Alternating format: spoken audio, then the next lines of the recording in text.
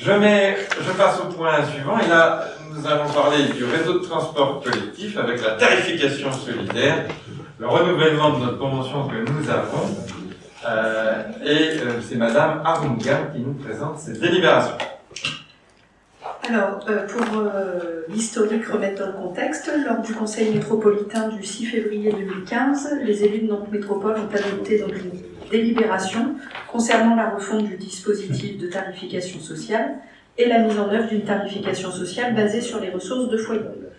Le dispositif permet donc d'attribuer des aides financières graduées en 3 seuils différents. Et du coup, ces tarifications graduées sont au niveau du niveau de précarité des ménages et de l'ensemble des membres composant ces ménages. Les ressources des ménages sont donc analysées par les 24 communes de l'agglomération au travers du quotient familial CAF, et les abonnements désormais distribués par la CENITAM sont donc valables 1 an. Lors du Conseil métropolitain, cette fois, en juin 2017, une modification des seuils de réduction avait déjà été approuvée afin d'améliorer la progressivité des tarifs et la prise en compte des niveaux de précarité des ménages. C'est encore le cas avec la nouvelle tarification que je vous présente aujourd'hui.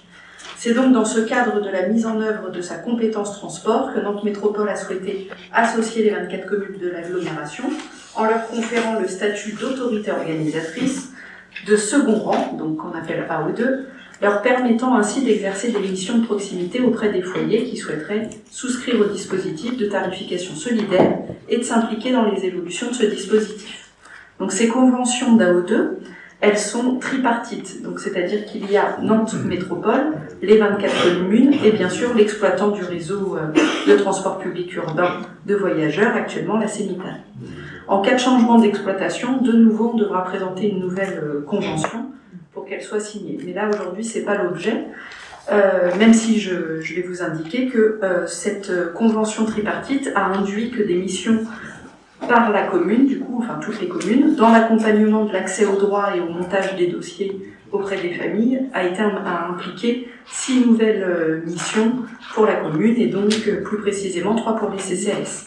Je vais vous les citer. Donc pour les communes concrètement, il s'agit de renseigner les usagers qui souhaiteraient effectuer une démarche pour bénéficier de la tarification solidaire, de recevoir les ayants droit potentiellement éligibles à cette tarification solidaire, d'analyser les différents justificatifs nécessaires à l'établissement du dossier, ensuite de saisir les données dans l'application Delta qui est mise en place par la CENITAM et de scanner ces justificatifs.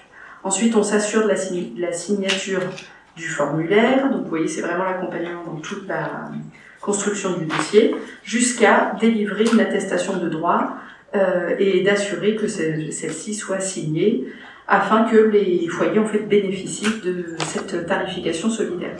Donc aussi concrètement, les CCAS doivent avoir 3 missions: analyser les situations des foyers inconnus des services de la CAF ou de la MSA qui rencontreraient du coup un changement significatif par rapport à l'année de référence, accorder ou non l'accès à cette tarification solidaire, et également remplir et signer cette attestation qui servira ensuite de justificatif aux familles. Donc, considérant que la première convention établie le 1er novembre 2015 jusqu'au 31 octobre 2021 arrive à échéance, une nouvelle convention est mise en place pour une durée cette fois de 6 ans à compter du 1er novembre 2021. Concrètement, qu'est-ce qu'elle modifie? Il n'y a pas de modification dans les intitulés, mais elle modifie la tarification. Je vous l'ai dit, il y aura toujours 3 seuils. Aucun changement pour le seuil numéro 1 et le seuil numéro 3. Par contre, le seuil numéro 2, avant, les personnes étaient aidées de 70% à 80%. Avec cette nouvelle convention, on monte jusqu'à une aide à 90%, une baisse de 90% du tarif de référence. Donc il est donc proposé au conseil municipal d'approuver le renouvellement de la convention jointe et d'autoriser le maire à signer tous les documents relatifs à cette affaire. Avez-vous des questions, des demandes d'intervention sur ce plan? Pas particulièrement. Je mets aux voix. Qui s'abstient?